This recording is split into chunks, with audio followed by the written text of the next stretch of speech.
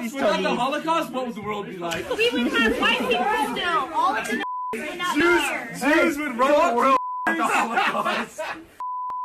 Jews? It's fine. We just need gone. So Think about mix that. Oreos. Think about that. What are you gonna do with them? Awesome. You stick them in concentration camp. Right?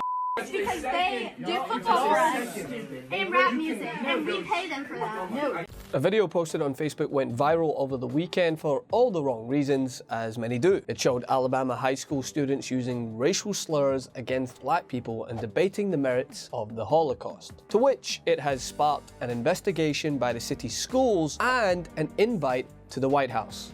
I'm just joking. Right?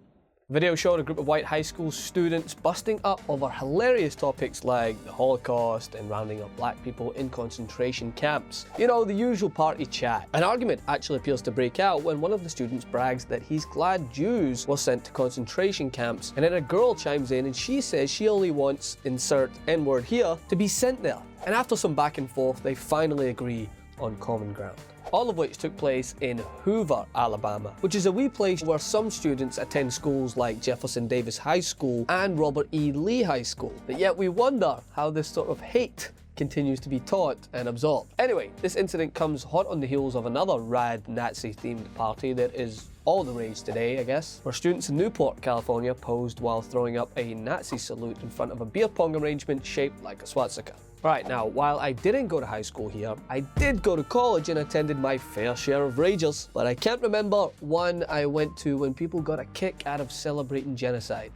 No, can't put my finger on it, but maybe that's because it wasn't cool back then to celebrate some of the most brutal atrocities in history for Instagram likes. So what does all this tell me? Well, it's a reminder that despite what the right wing will try to tell you, that racism doesn't exist and making everything about race is the problem, it still seems to be an issue. And I don't think ignoring it has worked so far, do you? Considering the fact that throughout history, most Americans have been pretending racism isn't that big of a deal for decades, or even going as far as recently pretending that some of these atrocities didn't actually happen. So could it be that avoiding it is the reason why kids like this feel so comfortable posting and spreading their hatred? Because here's what I think. I think this is a result of people, mostly conservatives, doing backflips to deflect from racial issues or conversations that touch on race, rather than confronting it. It's a result of this need to call racism racially fused slurs, or it was a racially charged word, instead of calling it blatant racism.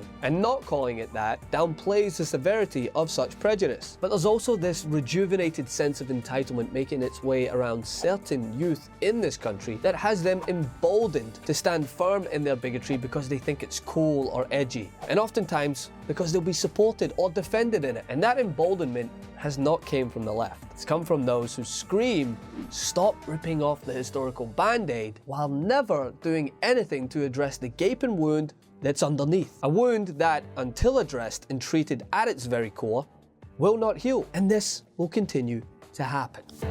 For more on this, love to hear what you think on my Instagram at Francis M. Maxwell. If you want to support independent media, tyt.com/join. Never missed another breakdown video by ringing the bell below. You'll get notified whenever we publish something new. And don't forget to join TYT today. Download our TYT Plus app on your phone or head over to tyt.com/join.